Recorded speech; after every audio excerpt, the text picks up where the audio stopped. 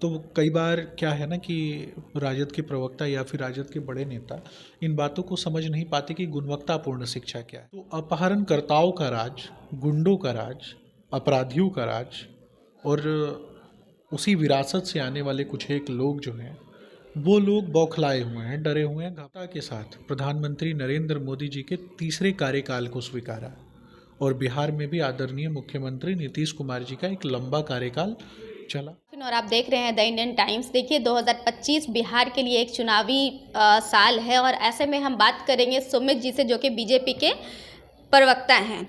सुमित जी, आप ये बताइए कि 2025 एक चुनावी साल है बिहार के लिए, ठीक है। चुनाव की क्या तैयारी चल रही है आपके एनडीए में? देखिए, भारतीय जनता पार्टी लोगों के काम के लिए, वचनबद्धता के लिए जानी जाती है। लगातार हमने लोगों के लिए ग्राउंड जीरो पे जाके काम किया। आदरणीय प्रधानमंत्री नरेंद्र मोदी जी के नेतृत्व में हमारी सरकार चल रही है पूरे देश में और पूरे देश ने एकजुटता के साथ प्रधानमंत्री नरेंद्र मोदी जी के तीसरे कार्यकाल को स्वीकारा और बिहार में भी आदरणीय मुख्यमंत्री नीतीश कुमार जी का एक लंबा कार्यकाल चला। तो अपहरणकर्ताओं का राज, गुंडों का राज, अपराधियों का राज और उसी विरासत से आने वाले कुछ एक लोग जो हैं वो लोग बौखलाए हुए हैं, डरे हुए हैं, घबराए हुए हैं। किससे? आम जनता की आवाज़ से डरे हुए हैं। और जब आम जनता एकजुट होती है, और आप सोचिए ना कि बिहार के एक तरीके से रेवेन्यू सरप्लस को भी कहीं ना कहीं पीछे करते हुए महिलाओं के लिए और बिहार की बेटियों के लिए, बहनों के सम्मान के लिए जिस तरीके से आदरणीय मुख्यमंत्री नीतीश कुमार जी ने शराबबंदी को लगातार जारी रखा, इससे भारतीय जनता पार्टी और एनडीए परिवार की वचनबद्धता दिखती है कि हम लोगों के अच्छे स्वास्थ्य की कल्पना करते हैं और उस उद्देश्य के साथ आगे बढ़ते हैं। तो अच्छा सुमित जी, आप ये जो बता रहे हैं शराबबंदी के बारे में आप जो बता रहे हैं, लेकिन बहुत जगह पे अवैध शराब भी पाए गए हैं और बहुत जगह पे ऐसे भी है कि जहरीली शराब से लोगों की मौतें भी हुई हैं। देखिए, गलत करने वाले जो लोग हैं वो गलत करते रहते हैं, लेकिन गलत करने वाले लोग पकड़े भी जाते हैं और पकड़े जाते हैं और आप ही का चैनल उन चीज़ों को दिखाता भी है कि यहाँ पे इस तरीके के लोग पकड़े गए, कहीं शराब, जहरीली शराब बेचने वाले लोग पकड़े गए। तो पकड़ने वाले कौन हैं ये भी समझना है। बिहार प्रशासन ही तो पकड़ती है और बिहार प्रशासन हमारी सरकार के अंतर्गत आता है। तो अगर हम कानूनी कार्रवाई करते हैं जो गलत काम कर रहे हैं, तो ये इसके लिए तो मुझे लगता है कि बिहार सरकार की पीठ थपथपानी चाहिए आपको। और इसके अलावा भी आपने मूलभूत मुद्दों की बात की, तो हम शिक्षा से आगे बढ़ के गुणवत्तापूर्ण शिक्षा की बात करते हैं। तो कई बार क्या है ना कि राजद के प्रवक्ता या फिर राजद के बड़े नेता इन बातों को समझ नहीं पाते कि गुणवत्तापूर्ण शिक्षा क्या है।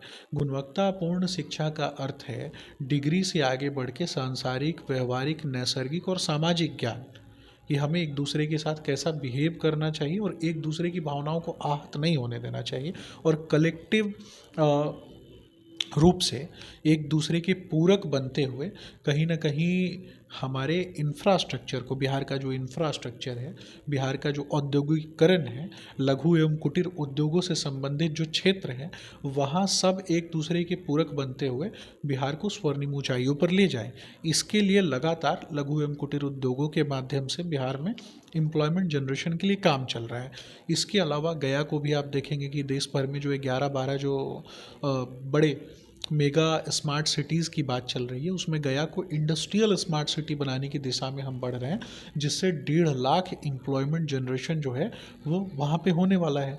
इसके अलावा किसी भी राज्य की उन्नति को देखने का पैमाना क्या होता है कि वहाँ के लोगों के लिए एम्प्लॉयमेंट और वहाँ के लोगों की आर्थिक स्थिति का सुदृढ़ होना और वहाँ पे लघु एवं कुटीर उद्योगों का होना और मध्यम उद्योगों का होना और हेवी इंडस्ट्रीज़ का होना। और इसके लिए सबसे पहले मूलभूत आवश्यकता होती है बिजली की, पानी की और सड़क की। तो आप देखेंगे कि बिहार के जितने बड़े शहर हैं, खास करके औरंगाबाद की बात कर ले या फिर गया की बात कर ले, पटना की बात कर ले, बक्सर की बात कर ले, मुजफ्फरपुर की बात कर ले, इन सभी क्षेत्रों में आप सीमेंट उद्योग जो हैं ये स्थापित हो रहे हैं। और सीमेंट उद्योग इसलिए तो नहीं स्थापित होते कि जहाँ पे इंफ्रास्ट्रक्चर ही नहीं है वहाँ तो कभी भी नहीं हो सकता। तो इंफ्रास्ट्रक्चर सोचिए कि कितने बड़े पैमाने पे असीम संभावनाएं दुनिया भर के लोग देख रहे हैं कि इतने बड़े स्तर पे सीमेंट उद्योग स्थापित हो रहा है और सड़कों का जाल बिछ रहा है। प्रधानमंत्री ग्राम सड़क योजना के माध्यम से देख लीजिए, या फिर मुख्यमंत्री और प्रधानमंत्री आवास योजना के माध्यम से लोगों को कितना फ़ायदा पहुंचा। तो मुझे लगता है कि हम इस दिशा में काम कर रहे हैं कि एम्प्लॉयमेंट जनरेशन, प्रधानमंत्री नरेंद्र मोदी जी ने विगत 6 माह पहले भी किस तरीके से एक बड़ा बजट बिहार के लिए प्रदान किया 50,000 करोड़ रुपए का। और उसके बाद आप देखेंगे कि इस बजट में मिथिलांचल का जो हमारा प्रदेश है, उस मिथिलांचल के प्रदेश में 55,000 हेक्टेयर भूमि जिस पर SC ST वर्ग से आने वाले लोग, खास करके महिलाएं जो काम करती थी मखाना खेती के लिए, तो उस मखाने को की अच्छी कीमत उनको प्राप्त हो सके और उसके बाद फूड प्रोसेसिंग यूनिट्स बैठा करके उस मखाने को दुनिया भर में भेजा जा सके गुणवत्तापूर्ण तरीके से। इसके लिए हम काम कर रहे हैं। अब रही बात एनर्जी सेक्टर की, तो एनर्जी सेक्टर पूरे बिहार में किस तरीके से काम कर रहा है। 24 घंटे बिजली रहती है, 24 घंटे लोग जो सार्वजनिक स्थल है वहाँ वाईफाई प्रदान किया जा रहा है। आज 4G से आगे बढ़ के 5G की टेक्नोलॉजी हम लोगों के बीच में आ रही है। बिहार के बच्चे जो हैं IT सेक्टर में काम कर रहे हैं, तो इससे ज़्यादा आप क्या उम्मीद कर सकते हैं। और मुझे लगता है कि इससे आगे भी काम करने की दिशा में हम आगे बढ़ रहे हैं। आपने अभी शिक्षा के बारे में बताया, ठीक है, कि शिक्षा पे आप लोग काम कर रहे हैं। तो शिक्षा विभाग में अभी धांधली का आरोप लग रहा है। BPSC स्टूडेंट लगातार धरने पर बैठे हुए हैं, पेपर लीक का मामला आया है। इस बारे में आप क्या कहेंगे? खान सर लगातार कह रहे हैं कि उनके पास में प्रूफ है, इस पे आप क्या कहना चाहेंगे? देखिए, उनके पास प्रूफ है तो इसके पहले उन्होंने प्रूफ क्यों नहीं दिखाया, ये भी उनको बताना चाहिए था।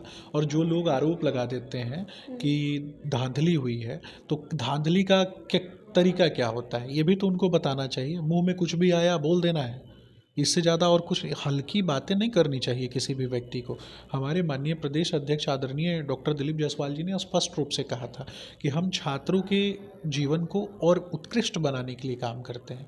हम छात्रों की जीवन स्थिति को और छात्रों को और भी ज़्यादा स्किली डेवलप बनाने के लिए काम करते हैं, और ताकि हमारे बिहार के जो छात्र हैं वो एम्प्लॉयमेंट जनरेशन में नंबर 1 रहें। और जहाँ कहीं भी एम्प्लॉयमेंट जनरेशन हो वहाँ सबसे आगे बिहारी ही होता है। तो इसके लिए हम उनको एक तरीके से उनके साथ खड़े हैं।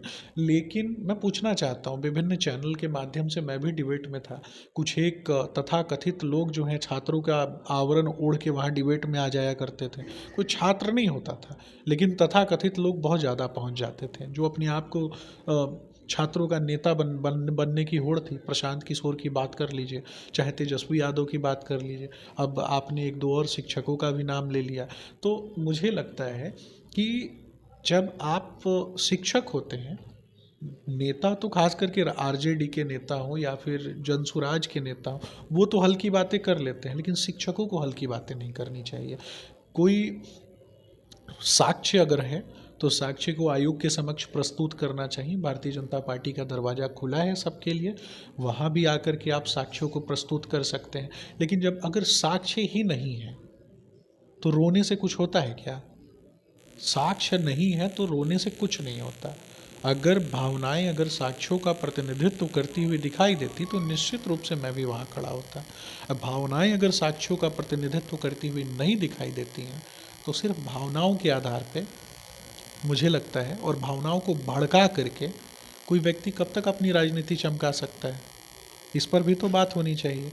कोई साक्ष्य आपको अभी तक कोई साक्ष्य मिला? कोई ऐसा पेपर जहाँ चोरी हुई हो या फिर इस तरीके का कोई भी साक्ष्य? बस पूरी दुनिया के सामने आना है, बिहार सरकार को बदनाम कर देना है, यही साजिश है कुछ लोगों की।